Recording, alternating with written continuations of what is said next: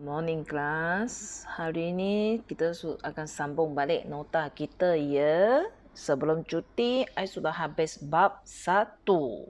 Di mana ada orang masih tak erti nak buat kekunci di ekonomi. Itu tak apa. Saya nak kumpulkan semua kerja dulu. Dan saya perasan ramai tak hantar ya. So class, I sudah bagi masa kelonggaran ni ya. So I pun sudah cakap bulan ni memang bagi you explore Google Classroom. Bila you berjaya sudah masuk Google Classroom, you kena trace balik ya nota sebelum ni. Okay? Kita akan jumpa satu hari nanti. Nanti saya akan semak lah. Nanti sampai waktu tu baru cakap dengan saya, cikgu, saya tak erti Google Classroom apa-apa semua. Saya akan angkat alasannya.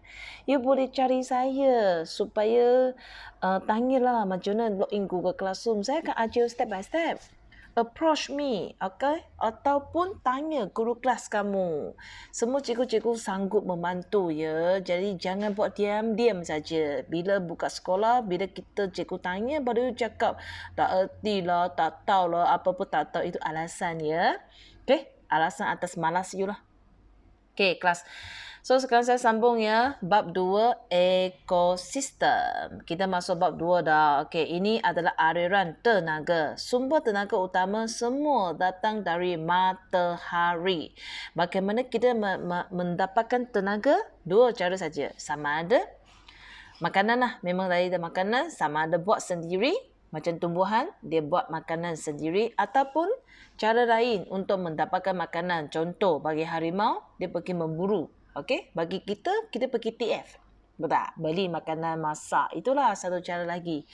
Jadi melalui makanan, kita akan dapat tenaga bantu you semua buat apa-apa. Bukan buat kerja sains, buat Google Classroom, explore, bantu ibu bapa. Bukan tidur. Jangan bazir tenaga kamu. Okey, kelas. Dalam aliran tenaga, kita ada 3 kunci baru. Kita ke 3 perkataan baru lah kita namakan. Yang pertama, pengeluar. Pengeluar dinamakan bila dia merupakan sesuatu tumbuhan dan dia boleh buat makanan sendiri melalui proses fotosintesis. Jadi hanya siapa boleh buat fotosintesis? Itu tumbuhan. Jadi dalam aliran tenaga, dia mesti bermula dengan tumbuhan. Tak boleh ganti dengan orang lain atau organisme lain. Tak boleh. Okey, lepas tu kita ada 3 jenis pengguna. Pengguna primer di mana dia akan makan pengeluar, iaitu makan tumbuhan sahaja. Pengguna sekunder, dia akan makan pengguna primer. Manakala tertier, dia akan makan pengguna sekunder. Contoh macam ni lah. Okay, kelas biasa tak? Ini sekolah rendah pernah belajar kan? Hari ni handphone saya sengit pula. Okay, contoh. Ini satu rantai makanan yang paling simple. Dia mula dengan siapa? Rumput. Pengeluar. Sebab dia merupakan tumbuhan yang boleh buat makanan sendiri. Lepas tu siapa akan makan rumput? Siapa makan? Ni, belalang. Jadi kita anggap belalang sebagai pengguna primer. Sebab dia makan tumbuh-tumbuhan. Dan siapa makan belalang pula? Burung. Jadi kat sini burung ialah pengguna sekunder. Sebab dia makan pengguna primer. Then the last one, ular. Ular adalah pengguna tertier sebab dia makan siapa? Makan burung, iaitu pengguna sekunder.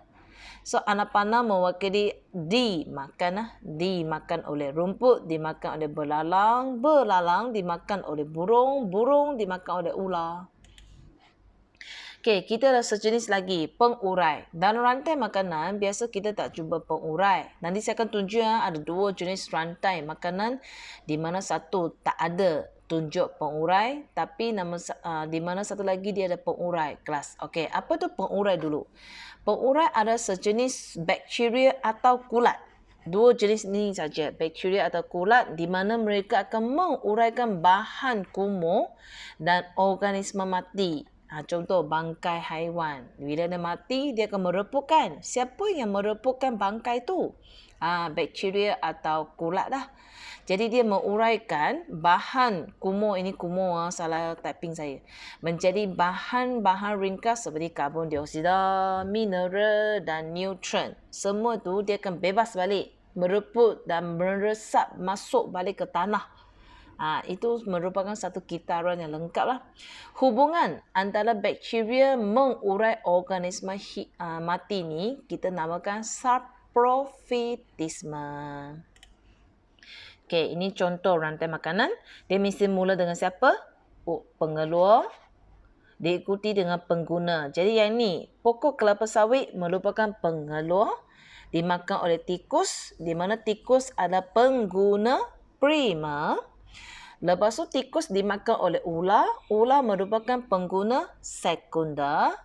Ular akan dimakan oleh helang. Di mana helang merupakan pengguna tertier. Boleh faham? Okey, kita tengok satu contoh lagi. Di mana rantai makanan ni, dia masuk ke termasuk pengurai. Jadi kelas biasa, you nak tulis rantai makanan tapi tulis pengurai ya. Tapi you kena ingat setiap satu kalau dia mati dulu macam ni, belalang sudah mati, belum dimakan oleh burung. Jadi belalang akan diurai oleh pengurai juga. Okey, dia sentiasa ada walaupun kita tak lukis tapi dia mesti ada. Rumput dimakan oleh belalang, belalang dimakan burung, burung dimakan oleh ular. Kalau salah satu dia mati, dia akan direbut atau diurai oleh pengurai. Siratan makanan terdiri daripada beberapa rantai makanan. Ini satu rantai makanan, ini rantai makanan kedua, rantai makanan ketiga, rantai makanan keempat. Jadi kalau dia telah mengandungi lebih daripada satu rantai makanan, itu kita namakan siratan makanan. Tengok, dia mula dengan satu sumber tumbuhan yang sama iaitu pokok sawit. Dimakan oleh siput ke, afid ke atau belalang. Okey, siput dimakan oleh burung. Burung di sini makan ular. Kalau afid dimakan oleh mentadak. Oh, ingat mentakap ni. Oi. Mentadak dimakan oleh burung. Burung dimakan ular. Kalau mentadak dimakan oleh katak pun boleh. Dan katak akhir sekali pun akan dimakan oleh ular. Kalau belalang, akhir sekali sama ada dimakan oleh katak atau burung. Dan akhir sekali, siapa yang makan paling banyak jenis? Itu ular. Sebab ini adalah siratan makanan. Aliran tenaga dalam siratan makanan. Tenaga akan dipindah daripada satu organisma kepada organisma lain dan akhirnya pengurai. Jadi tengok, matahari membekalkan tenaga dulu, iaitu tenaga cahaya. Kubis menyerap tenaga cahaya. Dan you nampak tak anak panah yang bintik-bintik ni, putus-putus ni. Ini mewakili tenaga yang hilang. Dan ini sebab kita tak menyerap 100% tenaga tu. Ada sebahagian kecil tenaga akan hilang dalam bentuk haba dan kimia. Okey, nanti akan terang lagi ya. Kubis akan dimakan oleh siput, burung, burung dimakan oleh ular. Kalau dia di sini dimakan oleh beruncas dimakan burung juga, akhir dimakan ular. Kalau ular mati, dia akan diurai oleh pengurai. Inilah kulat dan bakteria. Kelas. Setiap kali tenaga dipindah, macam ni, setiap kali organisma dimakan, tenaga akan dipindah. Okey? Tenaga akan dipindah setiap kali dimakan. Tapi ada sebahagian ni tenaga akan hilang dalam bentuk tenaga haba. Okey? Macam ni ya. Anak panah mewakili aliran tenaga. Sebahagian tenaga hilang dalam bentuk haba. Contoh panas, kepanasan, air liur, suhu badan, bentuk haba lah. Dan bentuk kimia, contoh tinja, najis lah. Jadi bila organisma itu berak ke apa-apa, tenaga haba telah dihilangkan. Okey? Hanya sebahagian kecil tenaga akan diserap oleh pengguna seterusnya. Kelas ini latihan untuk hari ini. Nota akan kena salin gambar tak perlu lukis, tulis saja nama dia. Contoh ni, rumput, lepas tu tulis anak panah, lepas tulis belalang, lukis anak panah, burung, macam tu saja. Gambar tak payah lukis, ganti dengan nama dia sahaja. Boleh faham? Kelas, so you dengar video saya, salin nota, and then hari ni saya nak ajar you macam mana nak hantar kerja ke dalam Google Classroom. Kelas, hari ni saya akan tunjuk macam ni. Saya akan letak satu link dalam kelas 2C, 2P, 2S, 2Y ni, folder ni. Tapi sekarang saya tunjuk dalam kelas folder testing dulu lah. Esok bila you masuk dalam folder 2C, 2P, 2S, 2Y, you akan jumpa benda ni. Okay, saya besarkan sikit. Okay, jumpa benda ni, nampak Google Form sign in.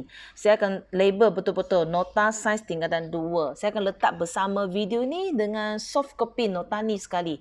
Okay, you jumpa benda ni, you klik, you akan nampak benda ni. Okay, pastikan akaun di atas adalah MOE ya. Ini kita namakan akaun ID Delima. Pastikan ini. Kenapa kelas? Kalau you bukan guna ID MOE ni, you Google Classroom tak boleh login langsung. Tak boleh. Dia hanya approve ID MOE ni. ID Delima sahaja. So kat sini you tekan lah. Tulis dah nama you dan kelas dulu. Contoh saya tulis nama 2C. Okay. Lepas you tekan ni add file. Lepas tu select file from a device. You pilihlah gambar yang you sudah snap siap-siap nota you. Sekali dengan latihannya, pilih-pilih, you tekan open, dia akan jump. Ini saya tak boleh pilih ya. Jump ke dalam sini, you tekan upload. Bila upload, dia akan siap lengkap kat sini, you tekan submit.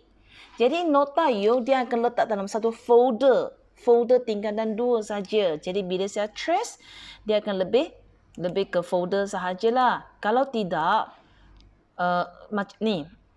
Banyak budak letak di komen, bukan tak boleh. Tapi bayangkan, kalau semua letak di komen, nota saya atau pesanan saya akan ditolak ke bawah ataupun you senang miss nota saya, senang miss announcement saya. Faham tak? Jadi itu memang bahayalah. Nanti you cakap, tak nampak ramai sangat ke announcement ni, ke komen ni. Jadi saya sudah ajar ya tempat mana you patut letak supaya dia tak muncul di depan. Dia muncul dalam folder saya sahaja. Okey, boleh faham? Okey, untuk hari ini saja saya sampai sini ya. Apa-apa, kalau masih tak erti Google Classroom apa-apa, boleh contact saya. Okey, thank you kelas.